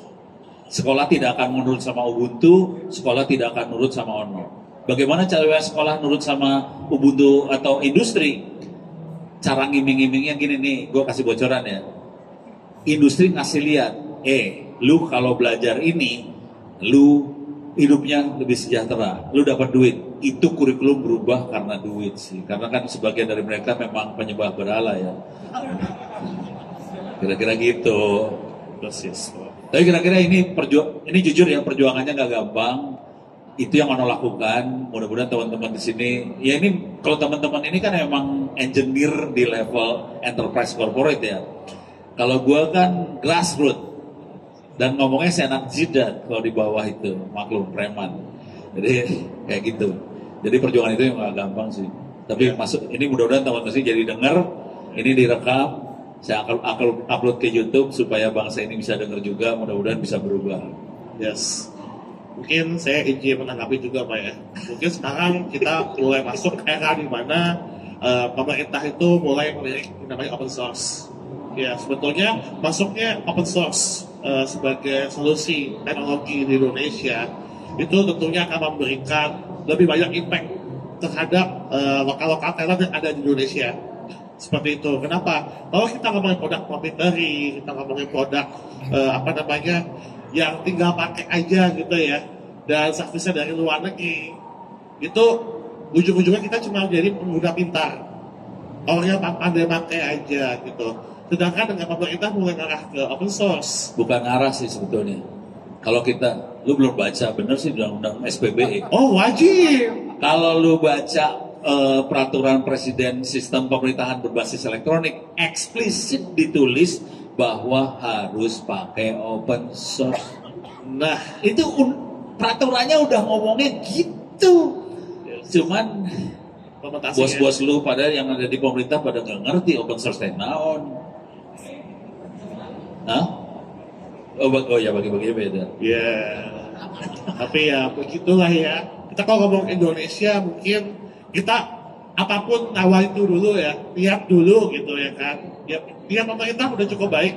Tapi gimana cara kita sebagai rakyat ya untuk bisa nge-push hal ini? Karena balik lagi kalau pemerintah udah mewajibkan ya, itu artinya kita tidak menjalankan ya kan. Iya. Dan yang untung itu justru adalah perusahaan-perusahaan yang ada di daerah. Perusahaan-perusahaan solusi, ya perusahaan-perusahaan yang ngebangun aplikasi yang pokoknya yang bagian masak-masak lah ya, coding-coding, ngebangun network, ngebangun security, mereka semua kebagian kuenya. Seperti itu gambarannya. Nah mudah-mudahan yang Ubuntu sahabat Ubuntu Indonesia, Garuda Ops-nya jalan, supaya kalau Garuda, lu pada ngerti Garuda Ops nggak? Belum. Oh ini kerjaannya dia emang. Harus lu yang cerita sih sebetulnya. Iya. Siap kalau begitu. Jadi di satu sisi kita saat ini lagi menjalani program edukasi ya. Dan sebetulnya program edukasi ini udah dijalankan bareng Profono di TTS. Tapi gimana caranya supaya program ini nggak cuma jalan di satu tempat, tapi bisa menyeluruh ke seluruh Indonesia. Nah, maka kita membutuhkan sebuah operasi yang sifatnya masif, ya, terstruktur, ya kan, dan juga semuanya dapat dilakukan secara merata, seperti itu. Jadi Garuda Ops ini memang targetnya adalah kita membuat sistem pembelajaran yang sifatnya online, ya kan, dan ini semua community driven. Dan tentunya kita yang bikin aplikasi bisa upload ke sana kan? Betul. Jadi aplikasi lokal bisa ditaruh di Garuda Ops. Nanti bisa nyebar sih sebetulnya. Jadi mudah-mudahan itu bisa jadi kendaraan supaya ini bisa lebih cepat lah. Persis. Jadi ada proses lagi perjuang dia. Ya kita di sini berjuang bersama-sama lah. Tapi ya, hidupnya nggak susah dia, badannya segede gini, berarti hidupnya nggak susah. Bukan, nyemilnya banyak. Ya di sini kita dengan dukungan Profono, ya Pak Adam, Pak Fergi, ya dengan lintas industri supportnya, ya tentunya ini bisa menjadi pergerakan lebih cepat lah, Prof. Sip. Ya, mungkin thank you banget ya Pak ya untuk tolong dibantu Pak. Untuk supportnya. Ya memang kalau kita masuk ke industri open source, tentu ini tantangannya nggak cuman kita belajar buat pakai aplikasinya, tapi kita juga belajar bagaimana cara untuk membangun solusi di atasnya. Seperti itu. Tapi balik lagi, ini tentunya akan melibatkan lebih banyak orang dan juga membuat orang-orang kita menjadi ngerti kalau ada permasalahan atau ada kondisi. Dari dulu kita selalu dilatih sama mungkin guru kita ya waktu kita masih SD ya. Kalau ngetik aplikasinya pakai proprietary, kalau ada apa-apa hubungin orang proprietary-nya yang punya aplikasinya. Ya seperti itu ya. Dia nggak berani ngomong dia. Oh iya, menghubungi orang jendela ya, seperti itu. Ini ngajarin. Ya, jadi prinsipnya adalah ya kita di sini harapannya adalah bisa membangun infrastruktur cloud, ya, yang bisa dipakai di daerah, yang bisa dipakai di seluruh pelosok Indonesia, 3T ya, kalau bisa, tentunya dengan dukungan-dukungan dari teman-teman yang sudah berpengalaman. Dan sesi hari ini sebetulnya adalah sesi di mana kita ingin membuka mata teman-teman lah bahwa pada dasarnya Indonesia bisa kok untuk mengimplementasikan teknologi cloud. Gua nanya dikit deh. Boleh. Buat belajar, nih buat satu Republik Indonesia, buat belajar bisa nggak di satu komputer? Belajar. Buat belajar doang ya? Bisa kan? Bisa. Jadi ini untuk belajar bisa di satu komputer. Komputernya spesifikasinya seperti apa minimal? Oke. Sebenarnya kalau kita punya teman atau kita punya keluarga, pasti ada yang punya laptop gaming. Ya, harus pakai gaming. Ada GPU-nya. Kalau pengen belajar lebih banyak. Enggak, belajar ini, belajar open stack lah. Waduh, belajar OpenStack, PC-nya minimal kalau bisa RAM-nya 4 GB lah. 4 GB ya. 4 GB RAM. CPU-nya apa? i3, i5, i7. i3 pun juga udah bisa sebetulnya. Jadi sebetulnya komputer yang Anda pakai yang cuma i3, memori 4 GB, harddisknya berapa? 100 GB, oke kan? 40 GB juga bisa. 40 GB bisa. Yes. Jadi sebenarnya nggak usah canggih-canggih buat ilmu ini sih sebenarnya. Jadi ini kita bisa sampai ke desa-desa, bisa kan ya? Ya. Bisa pakai doa, mudah-mudahan Mungkin bisa. satu tambahan lagi, Prof. Apa lagi? Sebetulnya bagian yang ini. kalau kita ngomongin masalah belajar teknologi cloud, kita bisa belajar mulai dari pakai STB. Di rumah ada pakai stop box TV nggak? STB, set top box, Ya, yang set-top buat box. TV, yang buat IndiHome, Ya, ini nyebut merek aduh, loh. ya. Hanya dia soalnya kompetitornya. Mungkin yang bekas-bekas Indosat dulu ya. Bekas-bekas yang punya Telkom yang nggak dipakai. Ya, mungkin yang udah nggak kepake STB-nya, yang udah perusahaannya udah nggak ada gitu. Nah itu bisa diinstal ulang pakai Ambien, diinstal ulang, lalu bisa dipakai untuk simulasi cloud computing. Emang bisa? Bisa. Pakai apa? Pakai 3 STB sama modem multiklotik. Bisa? Bisa. Si Safira pasti yang ngerjain ini, bukan lu ya? Gema. Oh, Gema. Gema yang bisa ngelakuin. Oh, nah, oke. itu orangnya tuh. Nah, mana orangnya? Iya. Oh, itu dia orangnya tuh di belakang tuh. Ya, Pakai kebetulan. 3 STB, gua konfirmasi aja. 3 STB. Bisa. Terus pakai mikrotik 1 biji. Pakai apa? Open WRT. Oh, Iya. mikrotik bayar lisensi ya. Pakai Open WRT dia. Yes. Ya. Jadi Setan juga dia, pakai STB bisa jalan. Cuma Jadi- cari STB-nya susah sekarang gua mendingan di Shopee cuma 120.000 120.000 serius. satu biji. 50. 50.000 yang belum di flash. Ya belum di flash Linux. Iya. Iya. Oh, keren loh. Murah banget ya. Jadi kalau mau belajar aja, Belajar Prof, aja.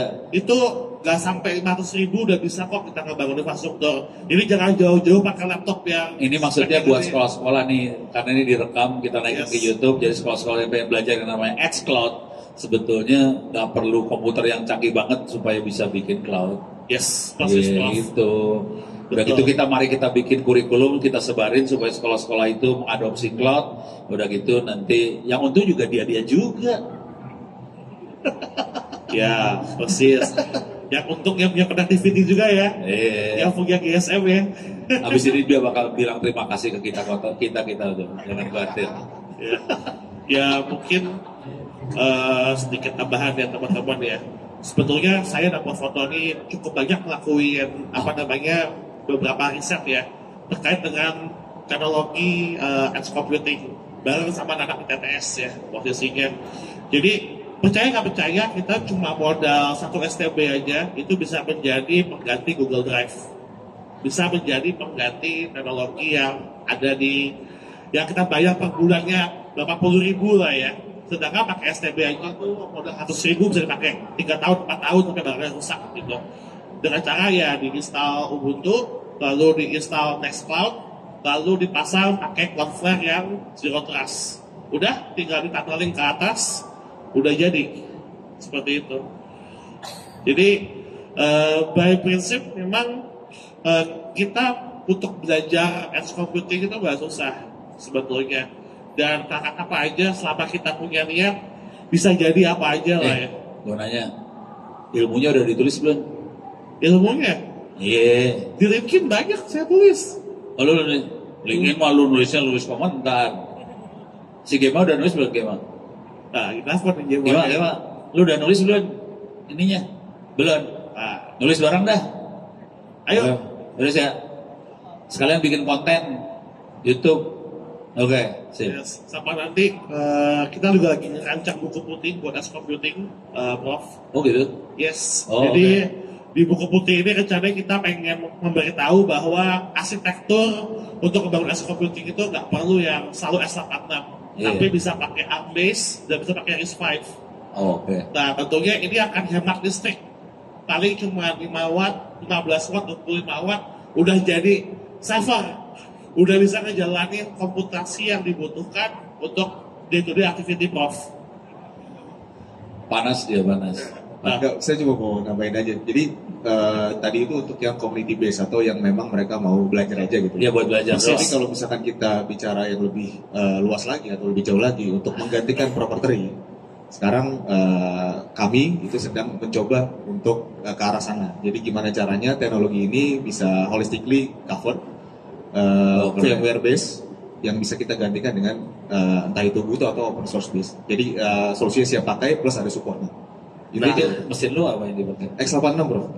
X86. X86. Oh, X86. Jadi kita satu stack full itu memang ada beberapa proprietary. Cuma intinya adalah si foundation underlying infrastructure-nya ini udah open source. Open source. Oke. Gitu. Wah, keren. Wah, keren. Berarti Ini pernyataan keren dari operator ya. Berarti kita tunggu rilisnya berarti ya. Insya Allah. Kalau Pakai apa perlu nih? gua bantu woro-woro supaya dagangan lu laku, kasih tau gue. Boleh di-spill nggak? Backend-nya pakai apa? Titik. Ada K-nya belakangnya M. Wah, oke, siap. Oke. Itu habis. KM itu killing me katanya. Atau kiss me ya, gitu. Ini kan kiss me kayaknya. Oke, kalau begitu Prof, sepertinya kita udah diplototin. Penghujung acara ya. Oh, mbaknya udah, Mbak sini Mbak, silakan Mbak. Yes, kita langsung penghujung acara. Terima kasih atas kesempatannya Mbak. Ya, thank you banget untuk teman-teman panelis hari ini. Prof Ono, thank you banget ya untuk waktunya dan juga kesempatannya. Thank you juga Pak Adam Aditya ya, dari jauh-jauh nih datang ke tengah kota nih. Dekat dari kantor. Oh ya, mantap. Iya, Medan Merdeka ya, dekat ya. Dan thank you juga untuk Mas Ferky hari ini udah sharing seputar DevOps, dan yang paling luar biasa di sini thank you banget Pak Tri Febrianto. Wah, mungkin sesi ini saya tutup. Terima kasih teman-teman semua dan selamat sore semuanya. Baik, terima kasih. Boleh beri tepuk tangan yang meriah untuk diskusi kita pada sore hari ini, luar biasa sekali ya. Kalau kita lihat tadi kita simak ya seperti obrolan bapak-bapak komplek ya, tapi bisa memperkaya wawasan kita semua loh. Asik banget ngobrolnya ya. Sebagai bentuk apresiasi kepada para panelis dan juga kepada moderator kami, ada sertifikat yang akan kami serahkan.